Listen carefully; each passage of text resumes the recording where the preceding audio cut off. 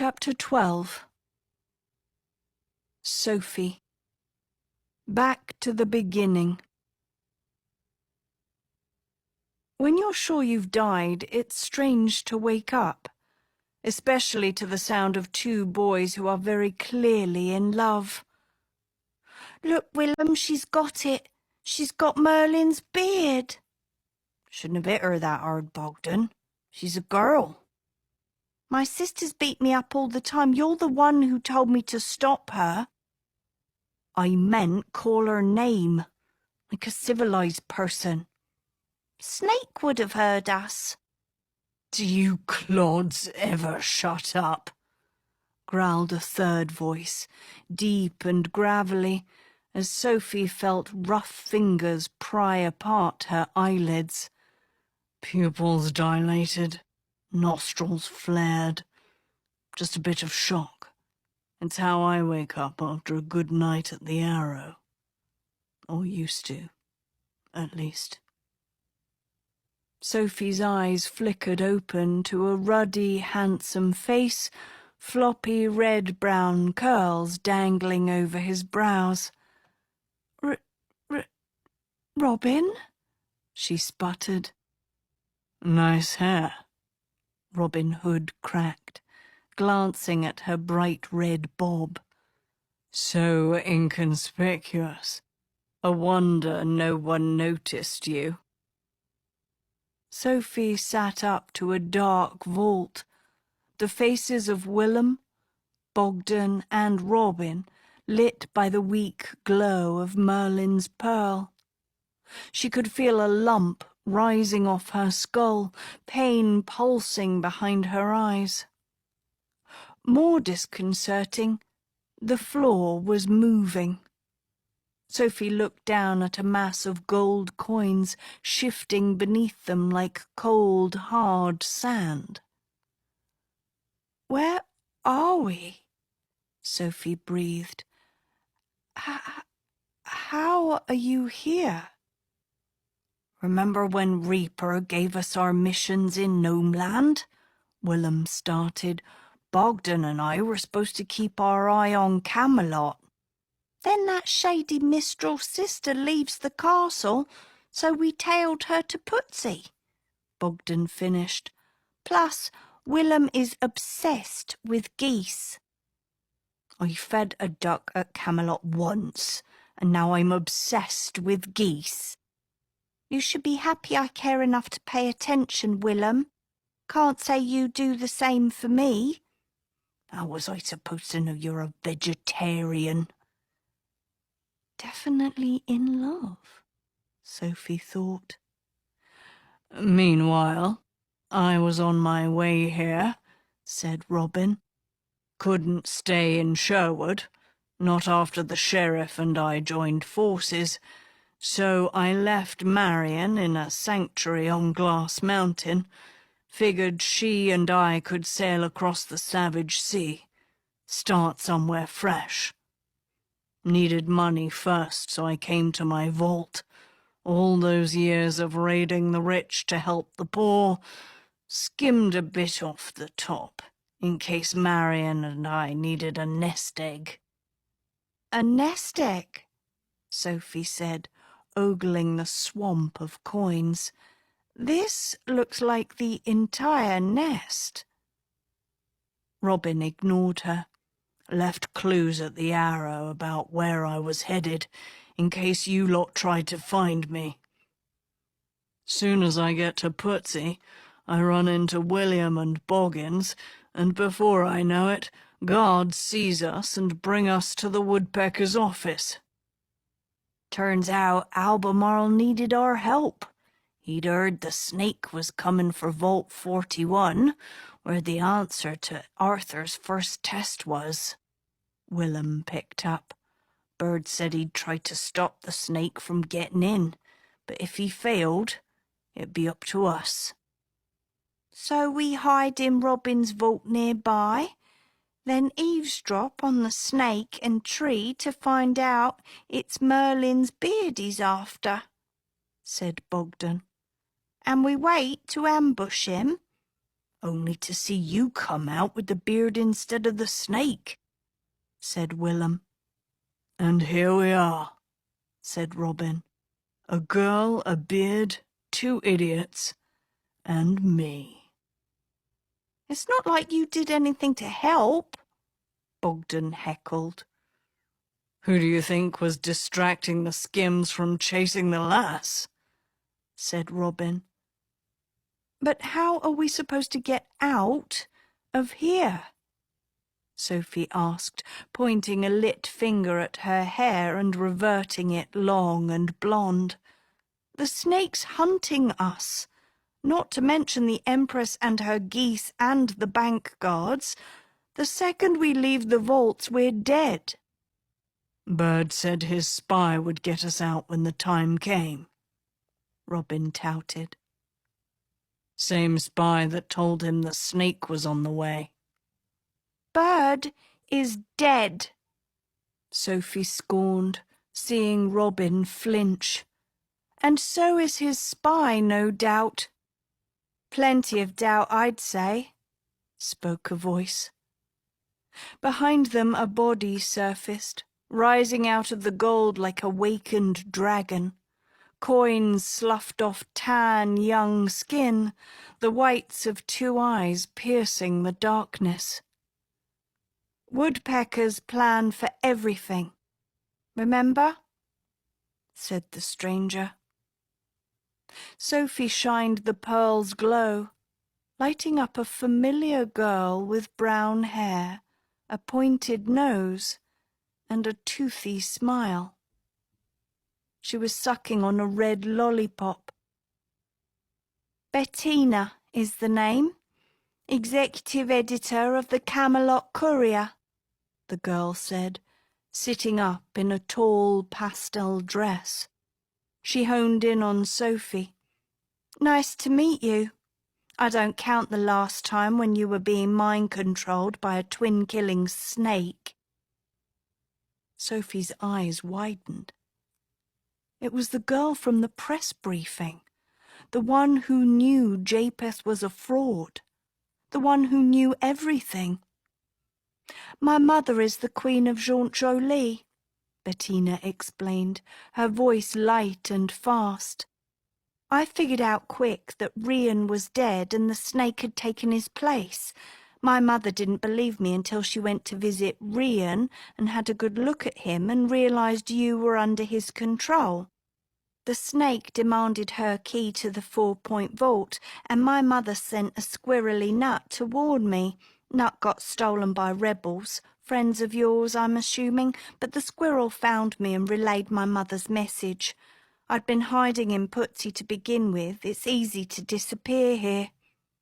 "No kidding. Try finding Willem in a goose flock," said Bogdan. He saw Willem stare. "You know, long neck, big nose, the way you waddle when you—" "Never mind. I was afraid the snake might win the first test, so I went to see Albemarle, who'd spotted these two with Robin around the bank," Bettina continued. "So the woodpecker and I forged a plan. He'd enlist Robin to stop the snake from getting into Vault 41. If his team succeeded, I would help them escape. If they failed, I would stop the snake myself." She peered at Sophie. "Woodpecker planned for everything but you." Sophie's head thrummed with questions. "But the Queen of Jaunt-Jolie said her eldest's name was Betty." Bettina. Betty. Betty who'd been passed over by the schoolmaster. "Doesn't need that school or the Storian," the Queen had said. "Betty's found her own way to tell tales." Sophie bristled. "So the courier knew Rian and the snake were in cahoots all along? That they staged the attacks?" "Why didn't you do something then?" Willem attacked Bettina. "If you and your staff were on the run, why didn't you help us?" "There is no staff," Bettina said, her voice hardening. The rest fled after Rian put out a warrant for us. Almost got caught myself when I snuck into Sophie's wedding briefing.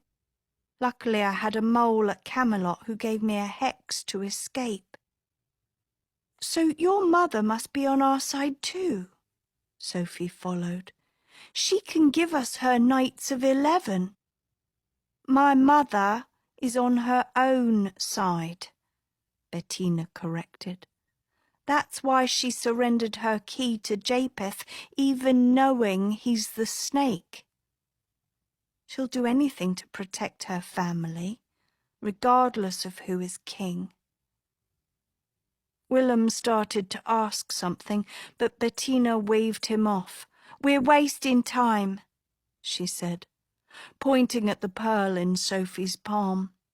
Tedros has to swallow that and find out what the second test is before the snake catches us, which means first we need to find Tedros. First, we need to get out of this vault, Sophie pointed out. Bettina frowned, as if there wasn't room for two leaders. Albemarle put me here to help you escape, remember? But we can't go through the bank, Sophie reminded. The whole woods will slaughter us. We're not going through the bank, Bettina clipped, sucking on her lollipop as she headed for the door. You're a reader, aren't you? She glared back at Sophie. Should have read that first test more carefully. Outside Vault 41, Willem kept a lookout.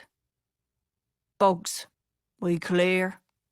Clear, Bogdan called somewhere far away. Make goose noises if we're not, Willem called back. Inside the vault, Bettina and Sophie stood in front of the old birch tree, which looked dull and ordinary, no longer showing any signs of life. Last line of Arthur's clue, said Bettina.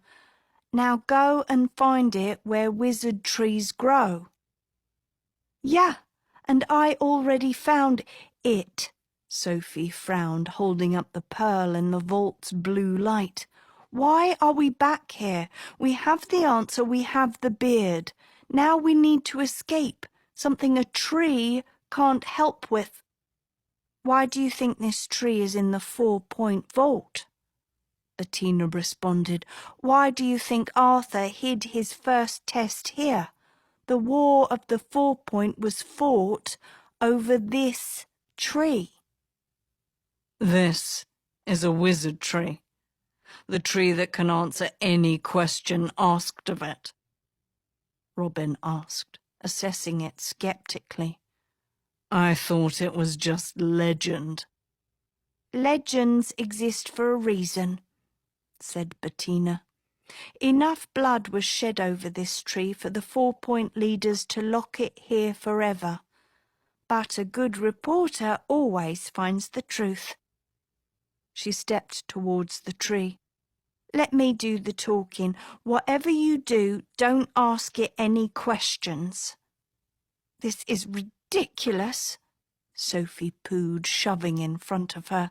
A tree can't get us out of a bank. She knocked on its bark mockingly. Hello, wizard tree. Can you show us a way out? No! Bettina gasped. The tree stirred awake with a groggy shiver. It's been a long time since someone asked me a question, he said, opening his eyes at Sophie. Ah, you. Well, well.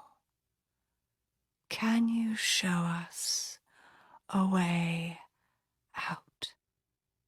Not elegant, ill-conceived, poorly phrased, but a question nonetheless. Ask a wizard tree, and you shall receive. Your answer awaits. The tree opened its mouth wide, revealing a hole filled with gooey green moss. Sophie jumped back. Outside, a hissy squawk echoed like a human pretending to be a goose. "Bogdan's signal," William blurted. "Someone's coming." Instantly Robin surged towards the mouth of the tree. "Come on," he said, climbing into the hole, looking behind.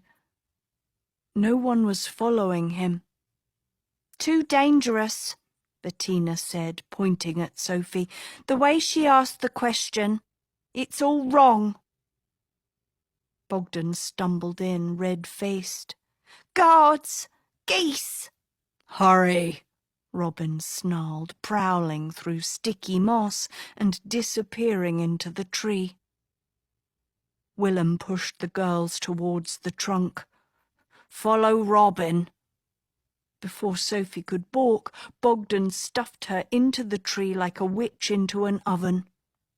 Sophie's face slimed with moss as she jammed through the hot, muggy hole and landed in a cramped passage, forcing her onto hands and knees.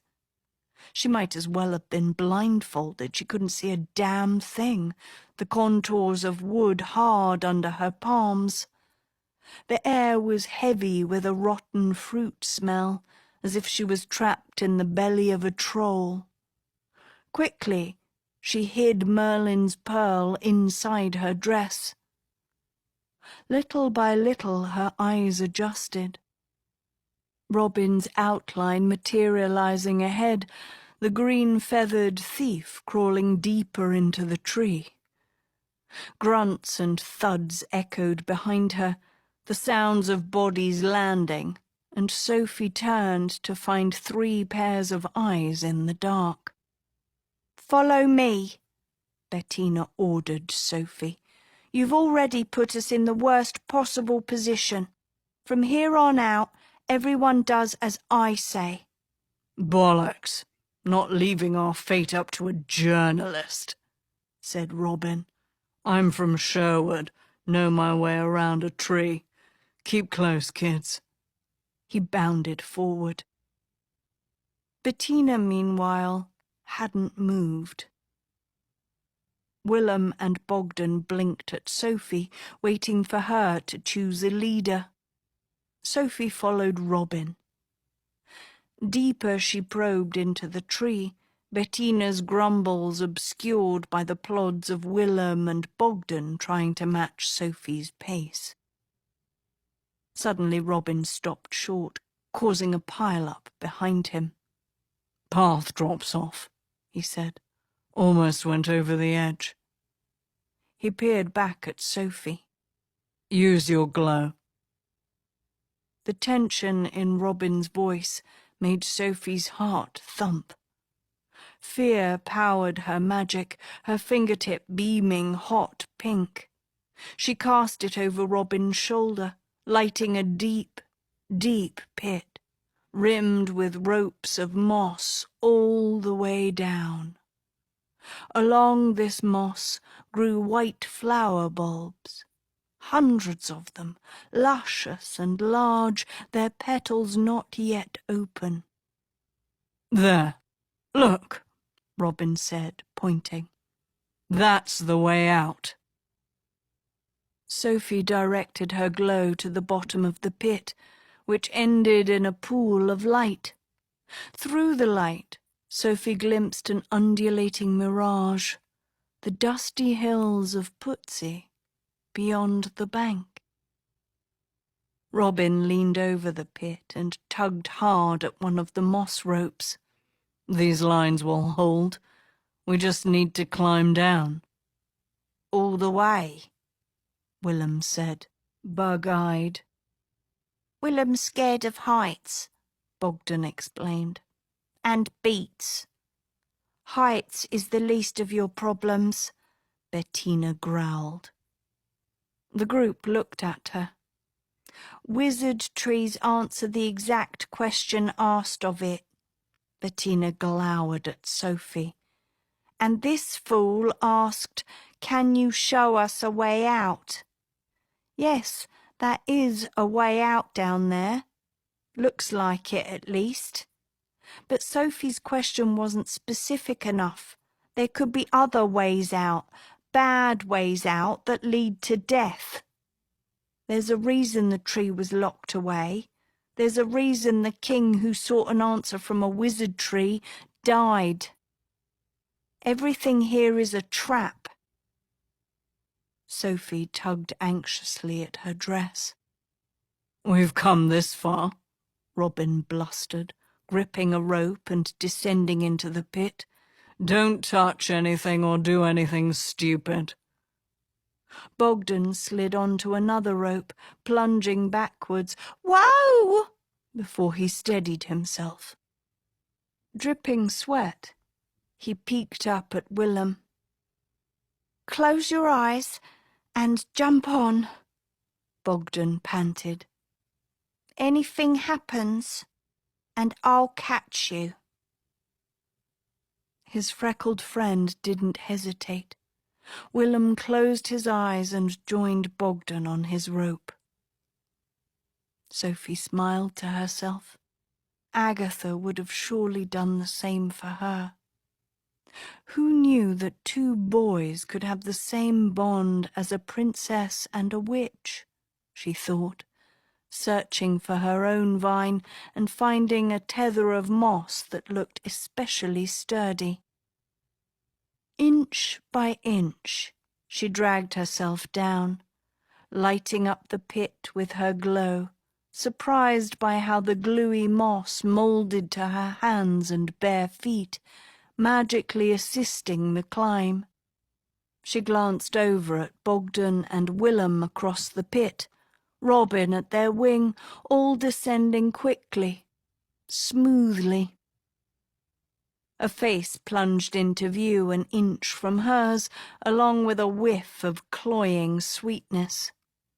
Bettina sucked a red lollipop, staring Sophie down from the next rope over. "1,000 vines to choose from," said Sophie, "and you can't stay away." "Making sure you don't do anything else stupid," Bettina huffed, dropping fast.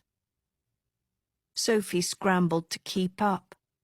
"How did a jaunt jolie princess end up a reporter in Camelot anyway?" "Don't need to go to that school to make a difference," Bettina needled. "After Arthur died, I knew the woods should keep a close eye on his realm. If your fairy tale proved anything, it's that you school kids are ill-equipped to be in charge. Pity you didn't get into our school. You would have made a fine wicked stepmother one day. More like Cinderella, mopping up your messes." "Is there a reason you have to do it so odiously? Snake almost hanged my whole family, and then you give him the throne."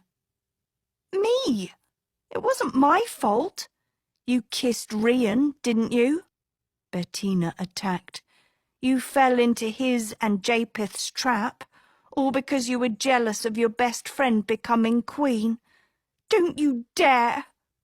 Sophie flamed, tailing her. "You don't know the slightest thing about Agatha and me. I covered Agatha's tenure as princess first-hand," Bettina replied. "She confided quite a bit." Sophie reddened. "Aggie said I was jealous of her." "No, but from your tone I know it's true," said Bettina, moving along.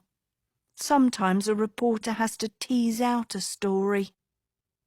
"Oh, I remember," said Sophie, chasing her. "Agatha mentioned a vapid, candy-sucking girl from the Courier, empty in the head." Bettina slowed, unsure if Sophie was teasing out her own story. "Fair enough. I figured playing stupid was the best way to get close to Agatha. You know, considering her choice in friends. Sophie reeled as if she'd been slapped. By the time she'd untied her tongue, Bettina was already a long way down. Nothing to do but admit defeat, Sophie sighed. It was a rare feeling, something only Agatha inspired. Given her best friend's ability to find her vulnerable spots and lance right through them. Just thinking of Agatha made Sophie's heart sink. Her best friend, her soul sister. Once upon a time they had every day together. Aimless walks, shared secrets, unbreakable love. But Sophie had wanted more. Sophie wanted a prince. Suddenly, the life she knew with Agatha was gone. Ever since they'd tried to find their way back to the way things used to be. Would they die trying? Or worse still, was this their ending? Blissful moments together, then violent separations over and over, reminding them of what they'd had and lost, an endless futile chase into the maze rather than out of it. She was so deep in her trance that when the whisper started, Sophie thought it was coming from her own head. I know a way out. The real way out. Only the voice was a boy's, young and assured. Sophie looked up. No one there. She swept her pink glow, lighting the area near her rope, but her route had pulled her around a serrated ridge, far from the others. She couldn't even see Bettina or Robin or the boys anymore. Sophie quickened her pace, skittering downwards. I know the way out of your lonely life. Louder this time, right in her ear. She spun to find a flower, ghostly white, its petals sealed around a blue glow. The way out is a name, it whispered, bending towards her. Your true love's name.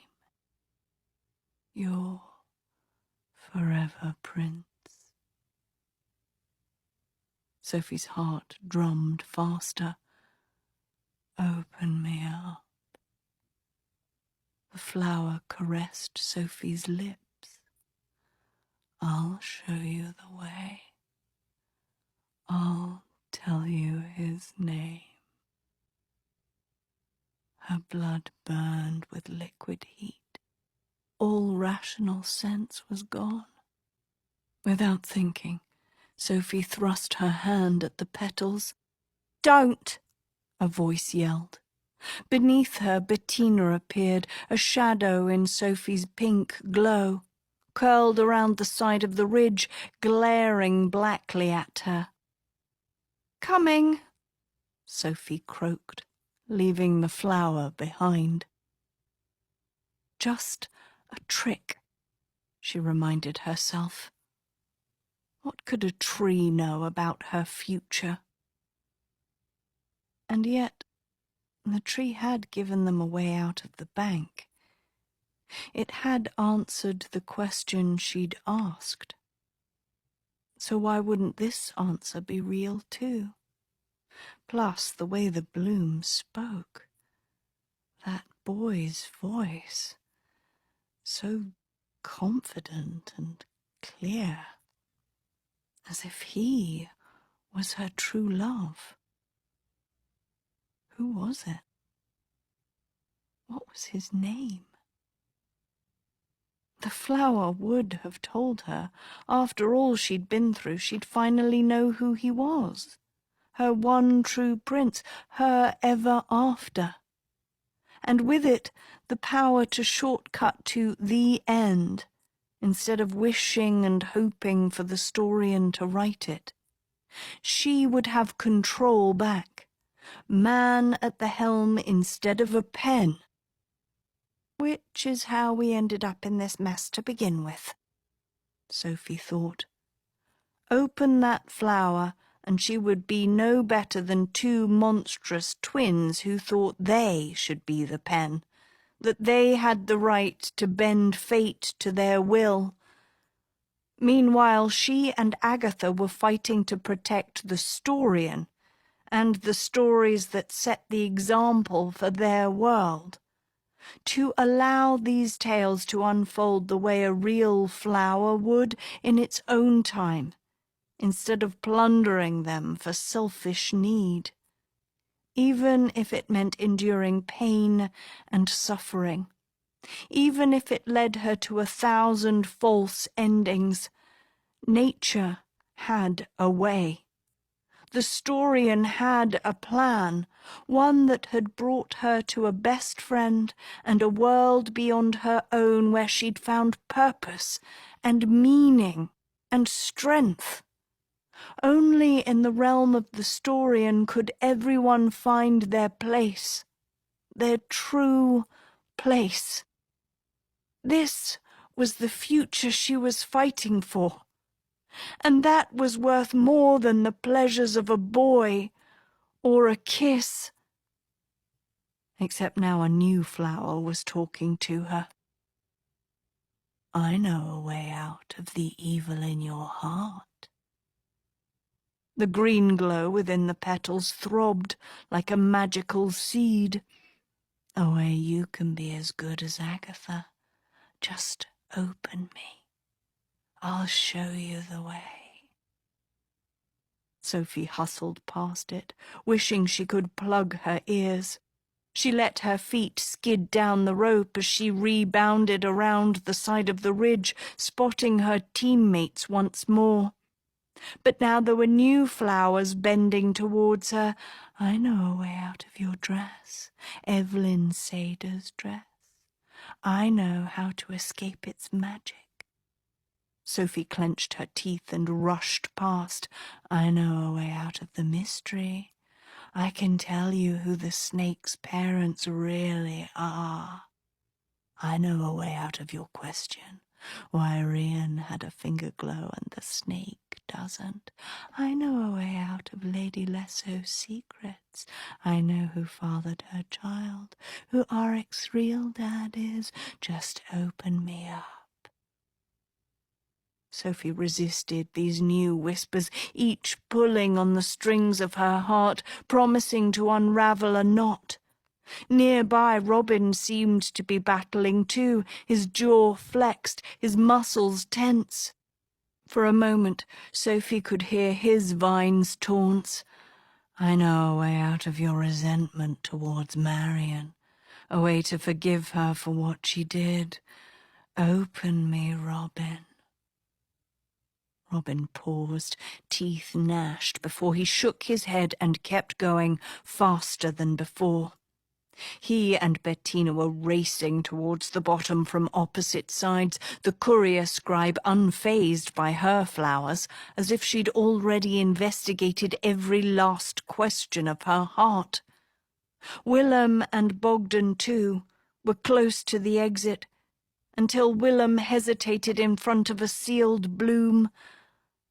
I know a way out of your brother's grave, a way to bring Tristan back to life. Bogdan tugged Willem by the leg, forcing him down. Tristan, Sophie thought. The name kept coming up when Willem was around. And yet the only Tristan she'd known was a boy who'd gone to the school for good, a red-headed, freckled waif who'd been brutally killed in a tree by Auric. Sophie swiveled, looking back at the red-headed, freckled waif with Bogdan. Of course! Willem was Tristan's brother. It explained everything. Willem's resentment towards Tedros, his insistence that the prince bullied his brother. Does he know how Tristan died? Does he know the snake was friends with Tristan's killer? That he's trying to bring that killer back to life? It's why Japheth wanted the pen's power, Sophie remembered. It's why he'd killed his own twin. For Auric. This was about more than being king to Japheth, more than killing Tedros or erasing his opponents. This was about Japheth getting his best friend back. This was about love. Sophie knew that story well. She'd climbed out of hell to find her ever after, with her best friend again and again. And yet, there was always something in the way. "Sophie, hurry!" She looked down at Robin, Bogdan, Willem, and Bettina, converged on the pool of light, poised to jump through and escape back into the woods. They'd survived the flower traps. Only she was left to finish. Sophie smiled with relief, hurrying down her vine. More blooms ambushed her, their voices louder, more insistent, but she was untouchable now, like a last wolf charging for her pack. I know the way out of being a dean, a way to feel more fulfilled. Sophie thought, I'll feel fulfilled when the snake is dead. I know a way to check on your father in Gavelden, to see if he's alive or dead. Stefan has a new family now, Sophie dismissed. I know a way for you to look even more beautiful. Impossible, Sophie wisped. I know a way out of your secret cravings for cheese. Now you're just being daft. I know a way out of your fairy tale, so that you and Agatha can be how you once were. Sophie hesitated. The very last flower on her vine loomed over her, white petals cupped by thorns, the trapped glow flashing hot pink. Two best friends. Before Tedros, before princes, when you only lived for each other. Sophie told herself to keep moving, to shut out the voice. Her body didn't listen. I can restore you like you used to be. Agatha and Sophie. Sophie and Agatha. Her heart was outracing her breaths now, something inside her taking over. Back to two girls. Back to the beginning. Sophie! A boy's voice called below. The true way out. Open me, Sophie. Sophie dripped with sweat, her fingers curling into a fist. Open me for Agatha. Sophie, no! Another voice cried. She ripped open the petals, pricking her finger on a thorn like the tip of a spindle. Blood dripped onto her white dress. Inside the bloom, the pink glow withered, white petals desiccating to dust. Only the thorns remained thickening, growing longer and longer. Sophie snapped out of her trance. Oh no! She glimpsed movement below and spotted Robin and Bettina rushing up their vines towards her, as if something was about to happen, something terrible she couldn't understand. She spun back to the flower. The thorns snatched her like fingers before green moss lassoed on top of her, binding her in. Harder and thicker these binds grew, morphing into wood, into bark, from which a new tree began to grow. Sophie couldn't breathe. A few more seconds and she'd be fossilized into this new tree.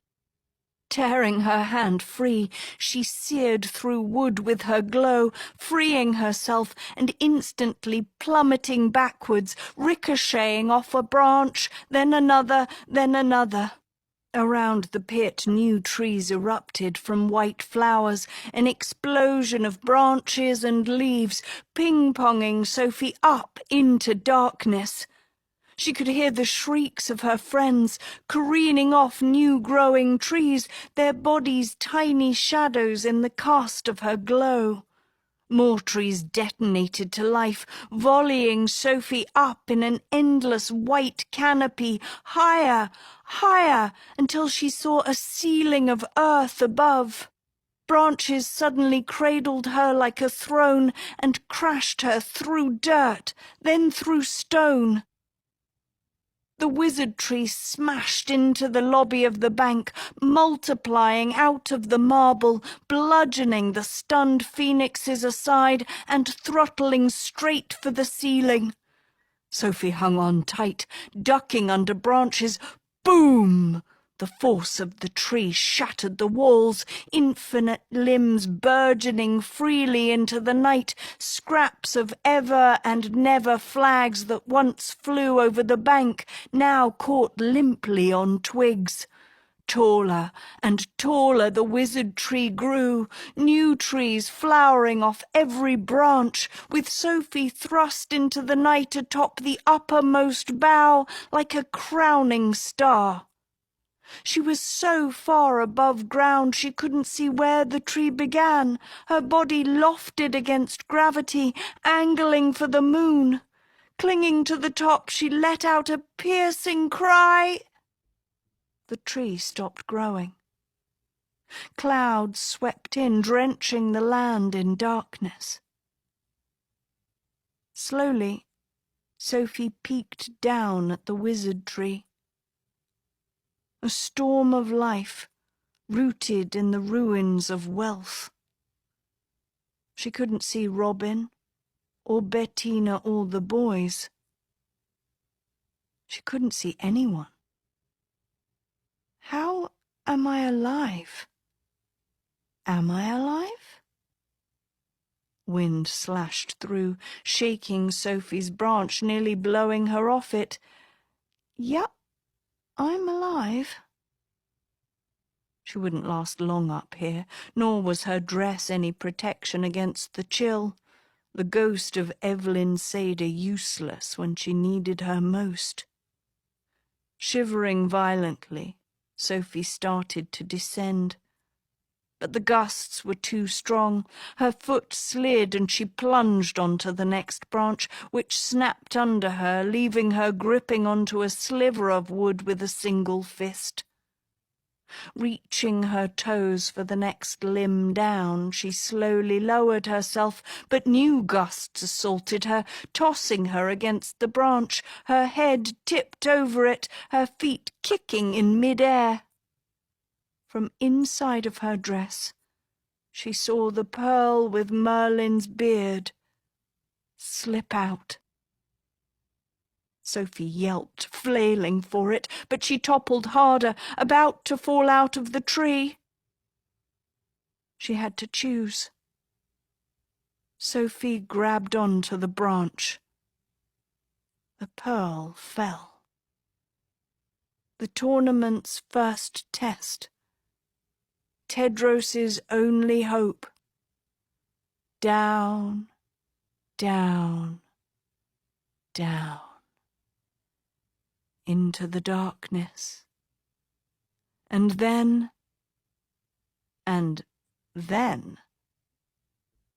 the pearl started floating back up, shielded in sparkly green dust. A small pale hand caught it, coated in the same green dust. Agatha?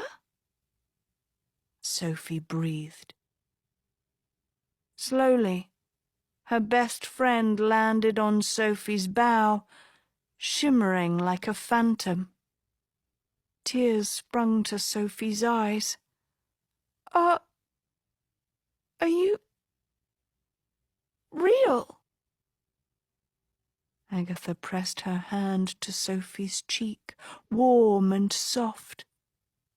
But how? Sophie choked. A grumpy, green-dressed fairy poked out of Agatha's hair, flinging a spritz of fairy dust into the air, as if to make it clear whose magic was responsible. Agatha raised the pearl into the moonlight, inspecting Merlin's beard. She smiled with relief at her friend.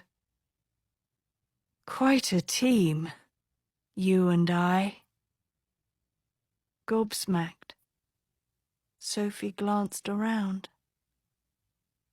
No Tedros, no Hort, no boys. Just her and Agatha, high in a tree.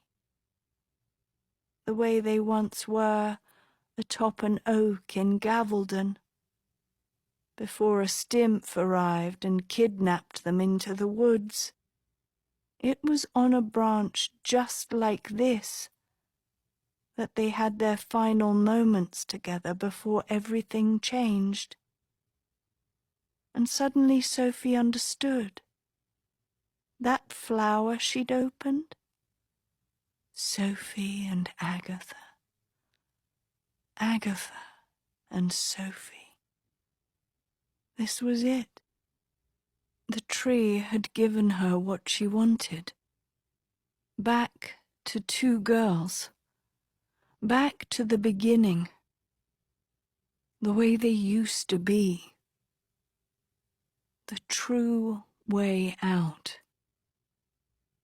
Two girls stared into each other's eyes, savoring this ever after, waiting for the historian to write it, waiting for the pen to make it real. But man isn't pen. Not yet. Tinker Bell let out a scream of warning. Both girls reached for the other as if to hold on to the moment. But time was up. Their beginning had come to an end.